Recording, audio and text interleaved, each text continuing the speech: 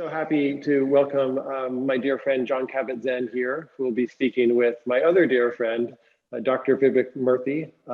They're going to be discussing mindfulness, well-being, healing, and a variety of other topics.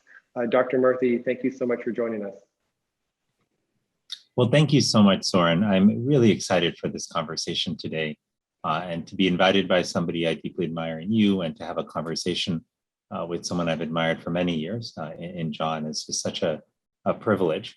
And to also be able to have this conversation at this moment in time where we're all going through this pandemic, where we're dealing with many uncertainties in our own life. This is just, I think, a particularly well-timed moment as well. So I'm grateful that we're here to talk about what's happening now and how to deal with what for many people has been a time of great chaos, great uncertainty, for many people a time of loss, those like me and others who have lost loved ones during this pandemic, but also not just the loss of life, but the loss of routine, the loss of opportunity to see the people we love in the way and cadence that we were used to.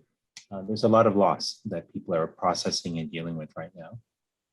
And that's why I'm particularly glad to have this opportunity to have this conversation with Jon. I was actually telling Jon before this conversation that I've thought of him just a number of times during the last few months of this pandemic, last 18 months really, because in my own life, when I have felt sort of unanchored, if you will, when I felt that the chaos has taken over too much of my life and I felt unsettled, I often thought about the lessons I've learned over the years from Jon, from reading his books, from the moments I've been privileged to hear him in conversation. So I think this is such a great moment for us to be together. Jon and I are going to have a conversation, and I'll ask him some questions. He may ask me some questions. He's going to lead us through a meditation at the end. But before we jump into our conversation, I want us just to settle ourselves for this moment. And I would invite you to sit where you are, just to feel your body in your chair or at your desk, wherever you may be, to close your eyes gently and to take a deep breath as we ground ourselves for the conversation we're about to have. And just let your mind just relax for the moment. There's so many things that go through our mind each day, items on our to-do list, things that come up at work and at home. But for the brief time that we're together, just give yourself permission to let those go gently, to give yourself this space to just listen, to absorb, to also reflect on how this last 18 months has been for you, to reflect on what you've learned and also what you've lost, what you realize you want in the life that comes ahead. And open your eyes. And from this place of being more centered and being together, let's begin this conversation. And Jon, you have done so much in your life. I think that, in my mind, has prepared you, in a sense, for this moment of chaos and uncertainty, but also, I think, made you such an ideal person for us to hear from. And I know that during the pandemic, you did something really quite extraordinary. You offered daily meditations for people across the country, and you did that every day for nearly 3 months. It was an extraordinary act of service. And I'm curious if you could share with us a little bit about the thinking that went into doing that. And also, what was that experience like for you and for some of the people who received those lessons? Well, thanks for asking that question, Vivek. And I just want to say before I launch into a response to that, that it's an absolute pleasure to be having this conversation with you. And I don't know whether this is true, but I'm imagining that what we just experienced is probably the first time that a Surgeon General of the United States has done a guided meditation for the public. And I think that it augurs something extremely interesting and important for things to come as we commit ourselves in some sense to healing the body of the country, the body politic, and all of the dissipative forces that are at play nowadays that are causing so much, harm on top of the 18, 20 months of the COVID pandemic. And so it really is a seminal moment that is unlike any in history because we are so in a completely new era for so many different reasons. And so I want to just acknowledge that for you to be here and guiding us in a meditation in a program that is called Mindfulness in America is really some kind of a significant sea change in how we understand what the tools are at our disposal for healing both ourselves individually and as a nation, and for that matter, in the larger domain as a planet, because there are so many different dis-ease processes, I might say, that are at work on every conceivable level, and we have to handle them all simultaneously, it appears. So that said, the way what we called the Mitigation Retreat came about, which took place from the last few days of March through the end of June of 2020, was that I, as I always am, was in conversation with my good friend Soren Gordhammer, who is the head and the founder of Wisdom 2.0. And we were just talking about, like, what could we possibly do? Everybody's pretty much stuck at home if you're not a first responder or out there on the front lines, which we weren't. Then what could we do for the people, for instance, who were unable to move around and had to shelter in place, as the phrase went, and so forth? And as people who've been for decades practicing on meditation retreats, we saw the pandemic as a kind of enforced meditation retreat, where if you have to be home, at least it might be valuable to get a little instruction for how to be on a retreat where your outer activities are constrained to an enormous degree, but how can you actually be in wise relationship with this, not just as a threat, which it was and is in so many of our lives, but also as an opportunity to at least meet that threat without losing our minds, as I like to say, when we most need to, have them and have them functionally operational on a very high level. So it just struck me that it might be nice to just offer an hour and a half long talk, which we did on sometime in late March. And there was such a strong response to that talk that we decided to just say, why not just offer daily meditation practice so we could all at least connect for 1 hour during the work week. Okay, so Monday through Friday, and we just kept going for, wound up being 13 weeks. We called it a mitigation retreat because we thought that, as the epidemiologists were talking about at the time, that we would get on top of the curve and suppress the curve, so to speak, and really mitigate the exponential rise of the virus and spread of the virus in that kind of period of time. That was incredibly naive. So the pandemic long outlived our mitigation retreat efforts. But I think that the basic message got through to thousands and thousands of people who basically felt that they could actually use this time as a way to develop deep aspects of themselves in the face of all the stress, pain, illness, death, and loss that was inevitably going to be part of this worldwide global experience. So that's sort of a thumbnail sketch, if you will, of my motivation for doing that. In turn, if you don't mind, I'd like to ask you, being the top doctor of the United States,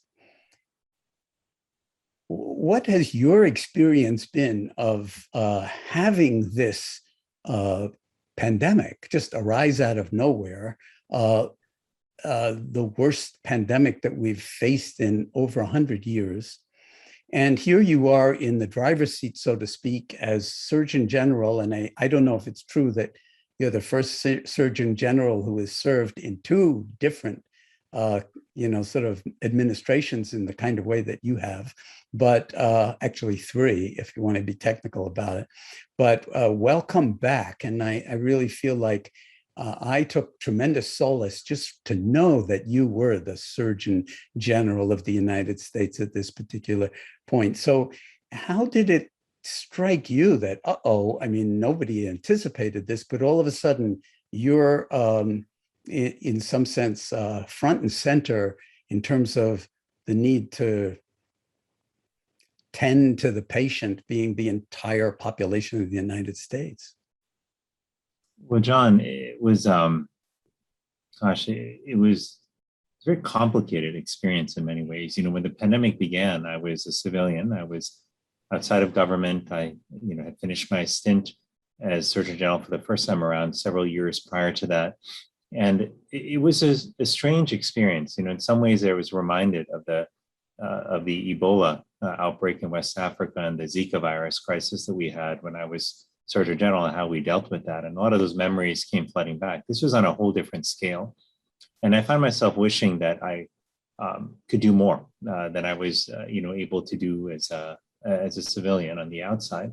But, when I was given the privilege and the honor to serve again, by President Biden, it was a big decision, but it was not a hard decision to say yes. And the reasons actually were really two. Like, one is that, when I was growing up, my parents had always taught us, not so much through their words, but more so through their actions, that we each have an obligation to do what we can to serve our community, especially during times of crisis. In fact, they had named me after a Hindu monk named Vivekananda, whose sort of philosophy and approach to spirituality was one that envisioned that we serve through our service, that we connect with God and with the divine through the service that we render to people in our communities. And that sort of active sort of practice of spirituality that involved an engagement in the community was something that I was always taught about. My mother would always tell me as a child, like, we named you after Vivekananda because we want you to live up to the ideals that he had. Now, I felt some pressure when I heard that as a child. I was like, oh my gosh, how am I going to do that? But I was remembering that lesson that my parents had taught me over the years through their own example, that when the community is in crisis, each of us has to step up and serve. The other thing I was thinking about, Jon, was my kids, because I knew this was going to be a moment that our kids and the future generations read about and study in the history books for years to come. And at some point, I know my kids, when they're a bit older, they're 3 and 5 right now, but at some point they were going to ask me and my wife, Mama and Papa, what did you do to help during this time? That was such a big crisis that we're reading about in the history books. You were alive. What did you do? And I wanted to be able to tell them that we did everything that we possibly could to help not only them, but children like them. And so that's why, I came back into government. That's why I'm serving as Surgeon General again now. And I'll just lastly say it's an enormous responsibility, but an enormous privilege too. I think that to be able to help in whatever way I can, to me, gives me some satisfaction. It's never enough because there's so much more to do, and we're still in the middle of this pandemic. We made a huge amount of progress, but there's still more work to be done. But what is on my mind a lot, Jon, is not just getting cases down and preventing people from, from suffering the health and non-health related consequences of this pandemic. But what's on my mind is also the future, recognizing that we have profound challenges with our mental health and well-being that have surfaced yet again during this pandemic. We've seen so many folks struggle with anxiety and with depression, with loneliness, and with other mental health concerns. And the question I have is, how are we really building the foundation for the deeper healing that both our country and individuals in society need? And a need for healing that was frankly there before the pandemic, but one which the pandemic has really underscored, and I think made it even more urgent for us to ask that deeper question. If all we do is make sure that COVID doesn't spread, in my view, we will have done a lot, but we wouldn't have done enough. I think we have to ask a deeper question: what can we do to create more healing in people's lives, more connection between individuals, and a society that has a stronger foundation that it can then use to take on some of the big challenges that we face, whether it's the next pandemic, the healthcare inequities that we still face in this country, climate change, or other challenges? Well, I'm afraid that in order to actually engage with that challenge in an appropriate way, that we're going to have to take some very radical steps, but that there is a certain kind of historical arc that can assure us that they may be wise and beneficial steps to take. And that is, in the first instance, to actually befriend ourselves as individuals and to actually know the full repertoire of what the opportunity of being alive really brings to it. And I often feel that somehow we don't, and we've developed a model of medicine and healthcare that's kind of like an auto mechanics model. And even though everybody knows that's not a good model, that we need to, in some sense, just live our lives. And then when our sort of body and breaks down, or our emotional sort of components break down, then we get repaired, so to speak, and put back on the road. This is a really profoundly wrong view of the biology of what it means to be human. So on a fundamental level, we are self-healing organisms, not just when we get cut or when a bone needs healing, but at every level of our humanity. The more we can actually get in touch with the full repertoire of our inheritance, so to speak, our biological inheritance, the more we can actually live our way towards a full, satisfying life. And then, of course, we're not monads. We don't live in isolation. So a large element of that is actually recognizing the profound nature of our interconnectedness as beings, not just with each other, but with nature, with the planet, with the atmosphere. I mean, we're always one breath away from not being here. And yet we never kind of really honor the fact that we need the air in order to do that. We need the water in order to do that. And so I feel like one element of the future, as far as I can see, is actually igniting passion in the body politic in all of us, no matter where we are on whatever spectrum you want to put us on, and recognize our common humanity and the kind of geometry of being alive that invites us to actually take care of and optimize the full dimensionality of that. And then let that also happen at a social level. You came out with a book right at the beginning of the pandemic called Togetherness and Together.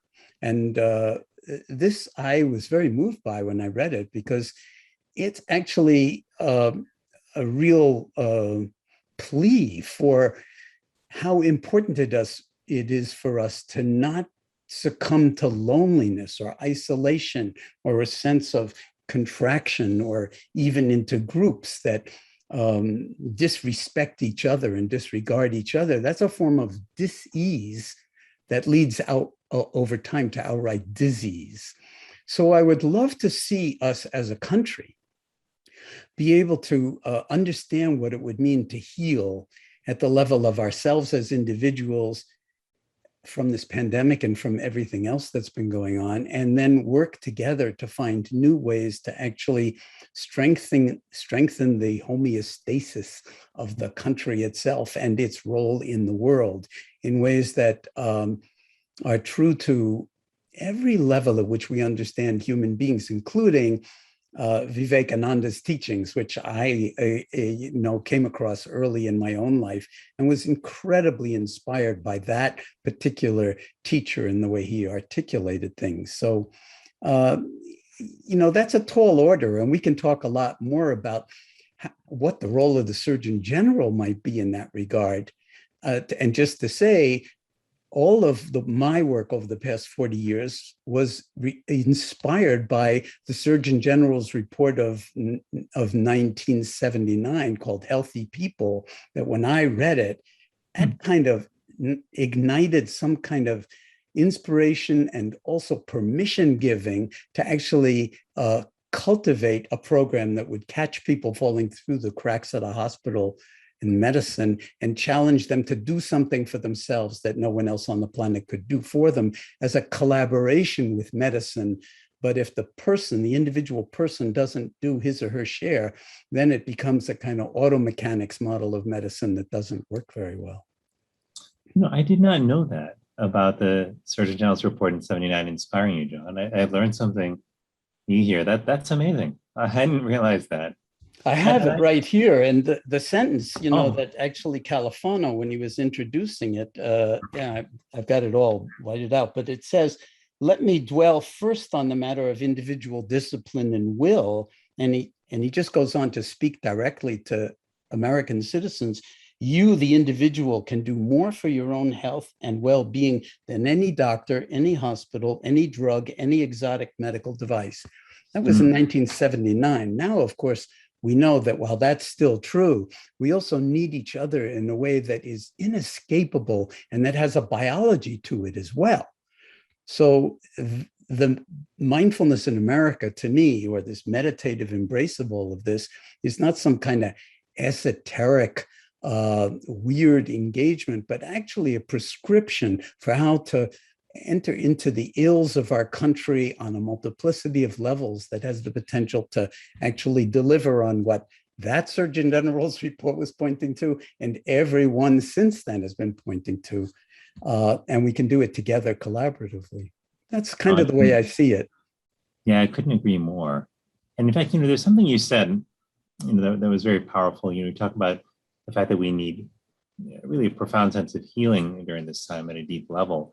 And when I think about contemplative practices, many of the teachings that you have brought to the world over the last many years, one of the words that I associate with those practices is peace.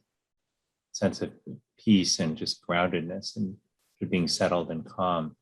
And it's striking to me now because when I talk to people across the country, one of the things that I find that folks say is elusive in their life is peace. They look at the world around them, they see the chaos wrought by COVID-19, but they also look at the uncertainty that's ahead. They look at some of the big decisions they're grappling with about how to keep their kids safe, when they don't yet have a vaccine for them, how to manage so many things in their life, which are new during this pandemic. And it's anxiety provoking for many people. It keeps them up at night. And I say that as, a parent who has spent many nights worrying about my children and trying to figure out how to keep them safe because they're not old enough to get vaccinated yet. So I'm curious if you have any advice, Jon, for people who are feeling that anxiety, who are looking for peace. What are some approaches they could take during their life right now to find that peace which feels so elusive? Well, I want to be very sensitive to the fact that different people will find their own unique ways into this. But I would point out that we all have an intrinsic capacity to actually be at home in our own skins. And at least in the present moment, because the present moment is the only moment any of us are ever alive in. So if we can learn to befriend ourselves in the present moment and give ourselves, so to speak, the embrace or a hug of recognition and acceptance, then we can actually begin to understand that our thoughts and emotions, no matter how terrifying they are not the truth of things. And we can find a place of equanimity and clarity and calmness, which will allow us to actually optimize our life choices and our decisions moment by moment to actually be in a condition of balance, as opposed to being always off balance and therefore driven by anxiety or depression or stress reactivity of one kind, which of course, as soon as we're in that state, our kids know it, our spouse knows, our partner knows it, everybody knows it. We often don't know it. So what mindfulness actually offers is offers us is a way to actually, as I was saying, befriend and come to know ourselves on a whole other level, not so much through thinking, but through this other, what I've taken to calling superpower that we're born with. So nobody is missing this one, but we just have to learn to connect with it a little bit more. And that is called human awareness. And when we can hold even anxiety and depression and fear and concern about the future in awareness, that gives us a whole other dimension in which to be in wiser relationship to it and make choices that actually tilt the situation in the direction of greater calm and well-being, as opposed to increasing stress reactivity. It's a skill. You can learn that and you can exercise that muscle. And you do it through practice. So every untoward event or stressful moment in your day becomes an opportunity for learning, for growing, for healing, and for transformation if you are willing to exercise this muscle. And it's very simple guided meditation instructions to do it. Anytime you get caught, notice you're caught. Notice that they're just thoughts or emotions or contractions in the body. And then notice that your awareness isn't contracted, isn't angry, isn't frightened. And then, okay, so now how are you going to deal with this moment? And so that's a really profound gift that we can give ourselves. And that's what we mean by embodied meditation practice or embodied awareness in everyday life. It's a profound meditation practice. And 40 years ago, that was revolutionary. Nowadays, it's like so mainstream that everybody actually knows that, and millions of Americans are actually practicing in one way or another. And even more if you throw in mindful hatha yoga. I mean, it's just enormous. So there's no one door into this room. Any door that works for you is a good door in.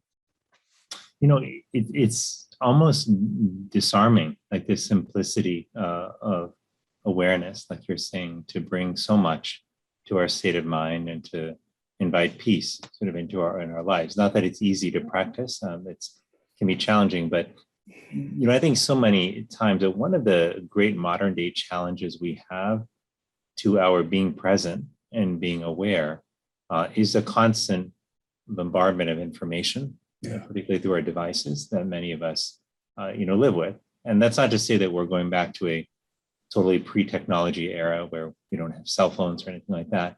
But I'm curious, like, when you think about people who are trying to maintain that presence and awareness, despite that environment, that information environment, which is so just ramped up, if you will, and where information is coming at us through so many different channels. Do you have any advice for how people should think about technology in their lives and how they should be able to create that space for awareness despite their use of tech? That's a very profound question. And I think it's one that's facing humanity. And I would hesitate to give any kind of definitive answer, in part because of my age. So I actually experienced an analog world. The people who are now what are called digital natives, in some sense, have never experienced the non-digitized analog world. And so I feel like, just as with the meditation practice, one size will not fit all, that everybody in some sense has to, decide, how am I going to be in relationship with this supercomputer that is programmed to keep me addicted and seduced and my attention always going back to that? Well, you can use a mindfulness strategy to actually work with your phone. Noticing, for instance, how many times a day does the thought arise in your mind, I've got to check my this or that, my notifications, my, whatever, I've got to check. And then instead of checking, check with yourself, check with your breath, check with your body for a moment and ask yourself, is that even true? Or am I just addicted to knowing if there's something more exciting happening out there than the present moment?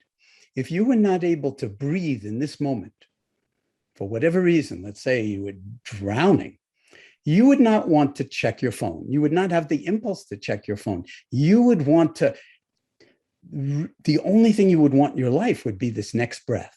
The irony is that we pay no attention to the breath unless we're drowning or choking, but what if we actually realize that this moment is incredibly precious and it's also already full? And then when the mind wants to fill it up with other stuff, that's not necessarily beneficial to either the mind or the body or even social connectedness. There's so much toxicity, as I don't have to tell you, on social media nowadays. I mean, the toxicity that nobody imagined we could actually generate at that kind of level, that's undermining all of our institutions and, sort of values as a society. So we have to learn how to inhabit our analog bodies and minds and lives while we still have the chance before the next generation comes in, which will be, of supercomputers and so forth, which, they say already the algorithms know us better than we know ourselves. So we do have to develop that way of knowing ourselves. On the other hand, you can't say, well, look, we won't have this technology. That's, not going to happen. So children's minds, and at every level, this is going to have to be sort of inquired into and negotiated at every level of the family and society, so that we don't actually turn ourselves into automatons. Absolutely. It's a huge public health crisis. And I right now with what's going on with Facebook and the person who's kind of made so many of the internal documents of Facebook available, and you see that these are colossal forces that have been unleashed, and nobody meant to really unleash them, but it's like the sorcerer's apprentice, that we have a whole lot of learning to do at the level of our humanity in order to handle the precocity of our digital pyrotechnics. I mean, we're just like geniuses at creating this stuff, but not so much geniuses as understanding how to live at the interface between the analog and the digital. We are analog human beings. And I think we need to ultimately learn how to inhabit our analog nature before it becomes so threatened that we lose touch with what it means to be human. Yeah, it's interesting. How do you feel about that, by the way? I mean, I noticed, like, when we met the first time, that at least when I first met you, you were doing a lot of stuff online because you were a Surgeon General, and that's a very powerful way to connect with people. But I'm wondering how that's played out over the years in your own life, in terms of how to maximize the good and actually minimize the potential toxicity of the technology. Yeah, I think you're right that it is one of the most profound public health questions we can ask now. What is the impact of technology in our health and our well-being? And what's I find really interesting about it is, obviously technology is a tool at the end of the day. It can bring so much benefit to our lives. It can also cause inadvertent consequences that are not so positive. But the real question I find is, how do we enable ourselves to use technology without letting technology use us? How do we control the benefit that we derive from technology? And there, actually, I think it comes back to something you began our conversation with, which is the importance of awareness, of understanding what the impact of technology is on you moment to moment. There are times, for example, where all of us have been using social media at some point and have realized that we're not feeling good, about what we're seeing. Maybe we're reading posts that are making us feel worse and worse about ourselves. Maybe we're engaging in a conversation that's making us angrier and angrier, whatever the effect may be. We've all had those moments where, like, yeah, this isn't like bringing me to a good place. This is not improving how I feel. It's taking me in the opposite direction. But sometimes we don't have those moments of awareness until we are so far in and that we've actually sustained a fair amount of anger or resentment or whatever the negative feeling may be because of our use of technology, or it's just taken time away from us that we could have spent potentially doing other things that may have brought joy or fulfillment, whether that's time with others or just time on our own, or frankly, time sleeping, which technology has also robbed many people of their sleep, And so there's I think, question of awareness of how do we understand the impact tech is having on us with enough moment-to-moment awareness that we can actually course correct. And I think for all of us also, regardless of what generation we grew up in, whether we grew up in an analog age or whether we're digital natives, my suspicion is that for all of us, it's important to have some space in our life that isn't dominated by technology, and we can be comfortable being with ourselves and being with others without technology. I worry that there's a fear that many people have of being alone, of being engaged with people, whether it's virtually or otherwise. And that discomfort with being by ourselves is something that propped up a lot in conversations I had with people over the years as I've done research on loneliness and social connection. And I think that's one of the illusions, or the myths rather, that our phones sell to us, right?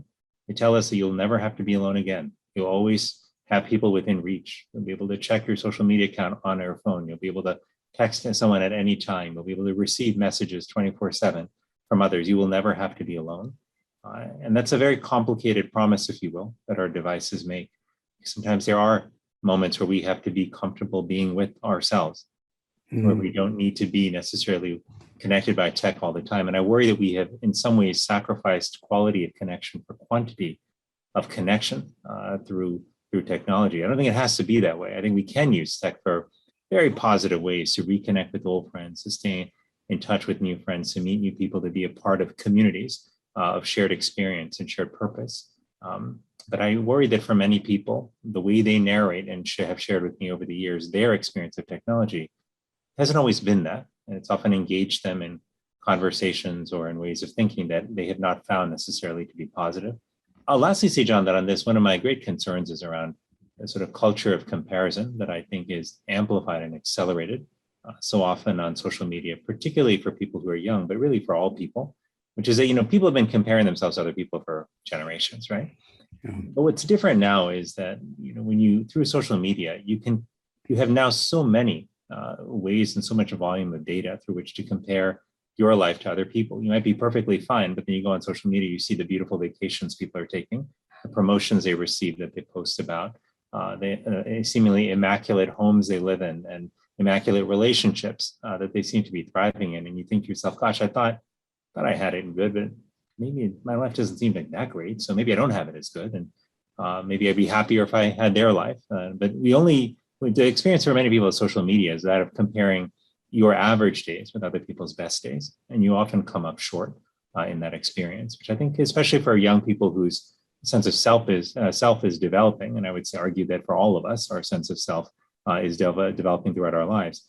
That can be a very precarious and dangerous experience to be to really drop into that deep ocean of comparison, which can be really, really harmful, I think, a lot of times to people's mental health and well-being. So we have a lot of work, I think, to do as a society to fully understand, like you said, the impact of technology on our health and our well-being. But I think it's important for us to bring an awareness to how tech is impacting our way of thinking, our way of feeling, and to cultivate, I think, a comfort with being with ourselves and being with others without technology around. Well, yeah. That's a very beautiful way of framing it. And I really feel like that's our future. So we've got our work cut out for us. There is a big difference, as we talk about, between loneliness and aloneness. And one of the potential powers of befriending your own awareness is that awareness is always at home.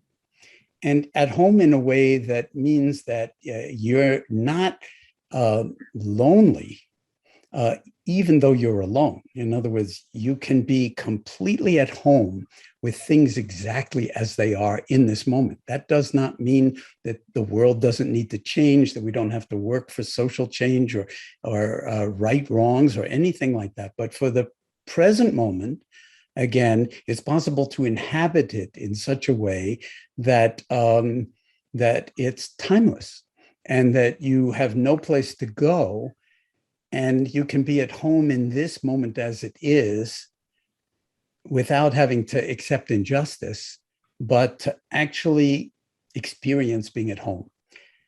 That sense of embodied wakefulness actually is healing and transformative. And when I like to sometimes call it the domain of being, when you can just be And you don't have to fill your mind up with this, that, and the other.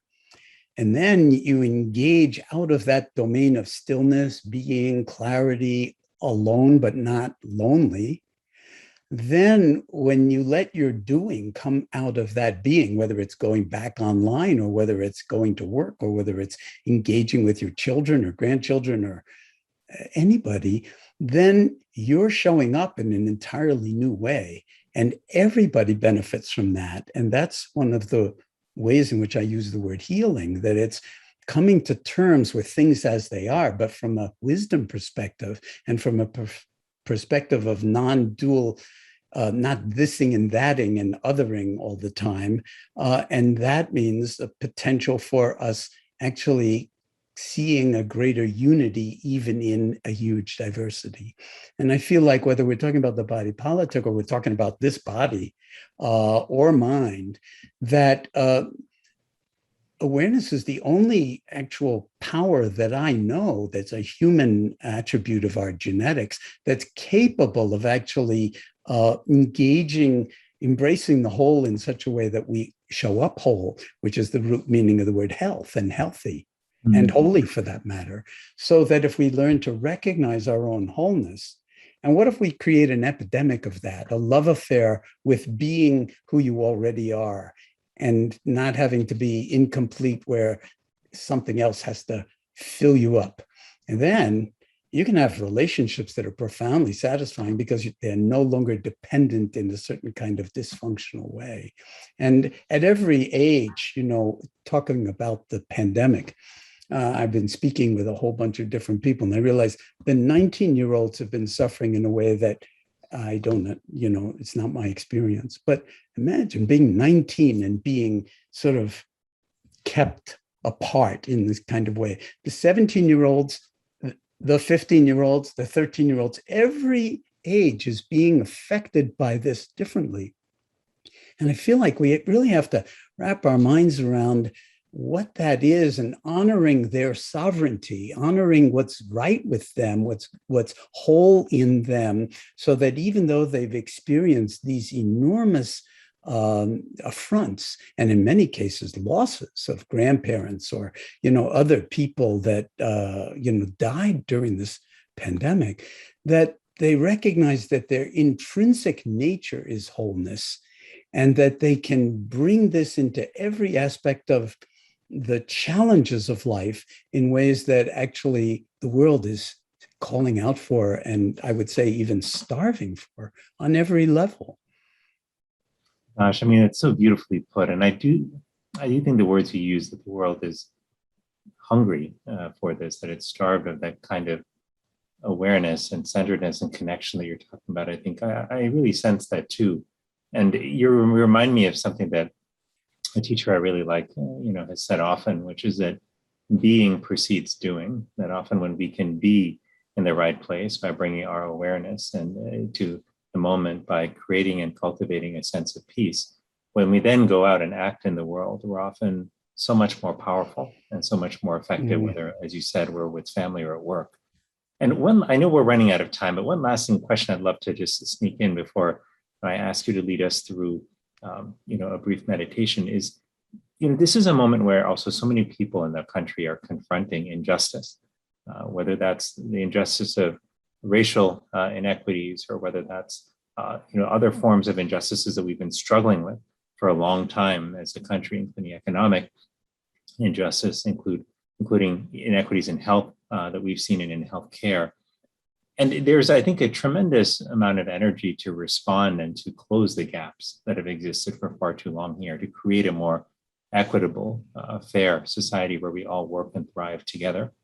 But we also know that moments like this, where we are moved by injustice to take action, those are important moments. But one of the things I'd love for you to maybe reflect on with us is, how do we bring ourselves to those moments when things are happening in the world that may make us angry, that may make us upset and resentful? How do we manage those moments, manage the emotions that they elicit within us, and be effective in the actions we put forward without necessarily being negatively impacted by the anger and other feelings that they may generate? I'll tell you honestly, this is something I struggle with. I see the injustices in the world, and Sometimes they make me very angry. Sometimes they make me upset. And I feel like these are some things we've got to address. We've got to do something about. But I'm also aware that in those moments, one of the dangers is that we can turn our anger toward an issue into an anger toward one another. We can start to go down the slippery slope where we see other people as evil, as the agents of injustice. And it can suddenly become a very polarizing circumstance. So how do we respond to injustice in a way that lifts up society, that strengthens us, and ultimately addresses the injustice that we're seeking to deal with? I wish I could answer that. It's such a huge question, and I'm not sure that any one of us can come up with a kind of definitive prescription, so to speak, for what ails us. But I would say that the threads that we've been following in this conversation are a kind of intimate part of it. And it's in part to understand that deep interconnectivity, and also how easily we can fall into our own self-righteousness around our opinions, and then have a fortified position that's all or nothing, so that we're kind of dehumanizing those who are not in the group that agrees with us, so to speak. And then that becomes its own barrier, or really a disease that requires its own healing. Meanwhile, the injustice doesn't get dealt with. The injustice doesn't get dealt with because we're too polarized around what the solution is. The fact is that human history has been full of this kind of thing since, long before the recorded history. And so it's almost as if, this may sound too global for you, but it's such a powerful question. I don't want to get lost in sort of details around it. I feel the largest challenge for us, karmically speaking, if you don't mind my using that word in this framework, is as a species, the Homo sapiens sapiens, the species from the Latin sapere, which means to taste or to know. So Linnaeus gave us this name. We're the species that not only is aware, because that's the direct perceiving, it's not thinking, it's awareness, and is aware that we are aware. When we can live our way into that as a species and as individuals, then I think we can actually right the ship, balance the centuries-old injustices that are not going to go away and are more and more in our faces, and actually do need to be dealt with at the institutional level, at the legal level, at every conceivable level, so that the body politic itself is whole, or made whole. Because, as I like to say, if the heart and the liver decide to go to war with each other, because the cells of the heart obviously are so much more superior to the cells of the liver, because we can contract, we have all this power, and they're the wrong, they look wrong, they look sickly, I don't like their color, whatever it is. That's a prescription for the death of the body, the death of the organism. So in a sense, our human species, we're waking up to the fact that we're kind of like the autoimmune disease of the planet, and maybe even worse than COVID, that, in the sense that we are the active vector of the dis-ease, but at the same time, we're the immediate victim of it. So again, awareness, mindfulness, wakefulness, heartfulness, is really the antidote, and not impractical by any stretch of the imagination, because we can actually instantiate it moment by moment by moment. And we don't have to find the most difficult person to relate to, who's most unlike ourselves, or to fortified in their own trench, lobbing grenades our way, but just with every interaction that we have, to actually practice honoring the humanity of the other in some way that's not associated with ideas and opinions. Because even every single one of us, in 5 years, the ideas and opinions that we hold so strongly, we might hold totally opposite or different ideas and opinions that we will hold equally strongly. And at a certain point, we have to sort of bring a certain degree of humor to all of this, and see that the more we reify a sense of self, an I and a me and a mine, my interest, my self-interest, my health, but not yours, my wealth, but not yours, my pain, but not yours, the more we reify that sense of self, the more we are losing touch with the deep multidimensional beauty of our core humanity, which has been the teachings of Vivekananda and the Upanishads and all meditative traditions globally forever. And I think it's time to wake up while we still have the chance and thread these needles in the next decade or generations, if we even have decade and generations, so that we actually do find ways to live that honor what's deepest and best in us in human beings. And I would say that would be my working definition of a healthy society or a healthy planet. And we know how to do it. That's the irony. And we need leadership in a certain way, and people who can not only articulate this, but actually instrumentalize it in policy and in kind of approaches that the country can take that are not limited by the vast cost that it would, because the cost is not really the biggest impediment. It's our imagination or lack thereof, I think, that's the biggest impediment when all is said and done. And that's where I think true liberation, true freedom, true wakefulness, true health and well-being lie. And I think that, this was pointed to in that 1979 Surgeon General's report in ways like I was reading, of course, between the lines. But I feel like now we have an opportunity like never before to instantiate a renaissance on the planet, a true renaissance where everybody's needs get taken care of, but nobody's needs get ignored to the point where it's not possible to actually live a life of dignity and authenticity anywhere on this planet. Gosh, such powerful words and so beautifully put. As big as this challenge is, I'm leaving this conversation with a sense of hope and possibility that, as you said, that we actually have many of the tools that we need to do this important work and to embark and sustain this important healing. It's a question of, can we come together and build these tools into our day-to-day lives? And I'm reminded why, when I first came across your writings as a boy in grade school, and later dug into them in more detail when I was a medical student. And I've learned so much from you over the years. You've taught so many people over the years about how to live a better life. And I just feel incredibly grateful to have had the chance to have this conversation. I was wondering, Jon, if we could ask you just to close us out with a brief meditation as well, something I've been looking forward to for a while. Sure, Vivek, but let me just say before I do, and I'm very conscious of the time, what an honor and a pleasure it is to have this conversation with you, and also to know you and to feel that there's somebody in this office who cares on the multiplicity of levels and who has insight on the multiplicity of levels that it's going to take to actually tend to the health of the nation in the sort of aftermath, if we are in the aftermath or in the midst of this pandemic, and also everything else that's facing us right now. And the role of physician is often the role of teacher, and I feel like in your position, you have the capacity, and already doing it, I can see it and feel it,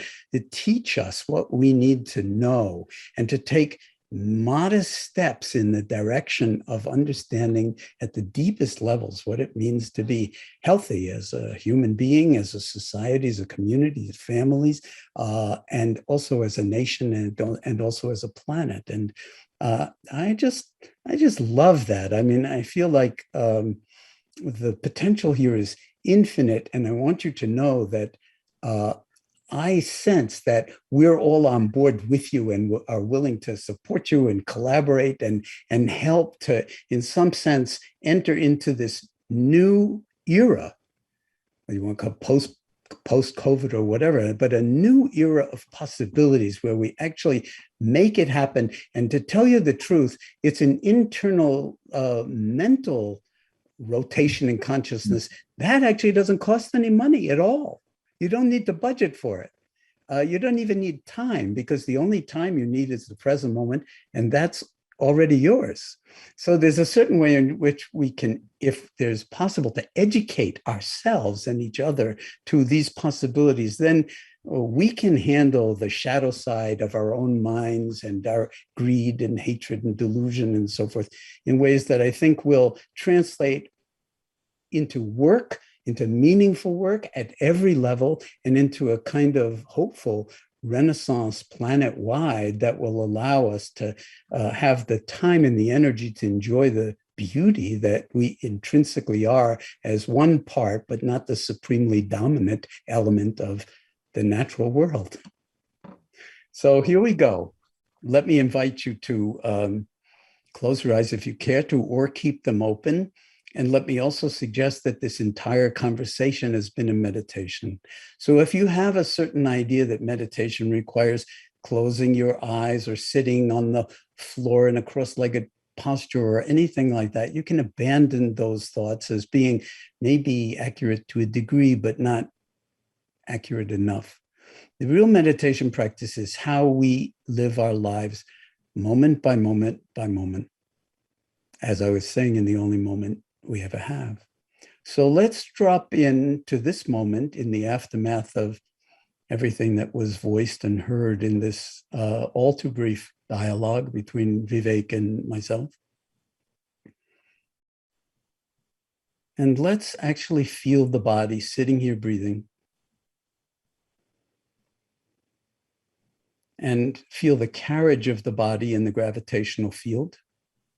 And let me invite you to sit with a sense of intrinsic dignity. And let the beauty that is you just radiate through your face and your chest and your belly and the entirety of your body, actually in all directions, including the back. And experiencing the air as we drink it in with each in-breath. And as we let it exit with each out-breath. This is exactly the process that the COVID virus targets in the mucosa of the lungs and airways.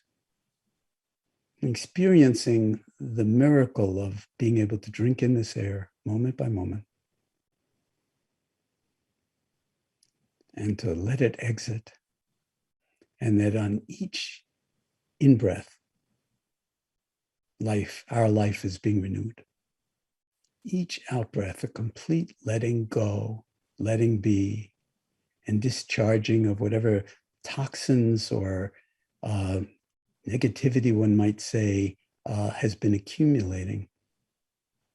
And the more we befriend, not the breath, but our awareness of the breath or the body, or the breath and the body, and our family, and the space in our homes, and our communities, and our world, you'll find that your awareness is boundless, and you yourself, by virtue of that awareness, are also boundless. There's no center to awareness. There's no periphery to it. And so it's capable of enveloping the entirety of the world and holding the world in our own hearts. So just dropping into silence for a few breaths and experiencing the entire sensory field of the body, sitting here breathing, and how it is right in this moment in your heart, in your mind, in your body, in your family, in your community, and in the world. And invite yourself to be at home right here in this timeless present moment we call now. Infinitely portable, always available, and the most profound human resource right at your disposal to bring to every circumstance in your life, however challenging, however stressful, however painful. And let the beauty that we are express itself in how we inhabit this only moment we will ever experience.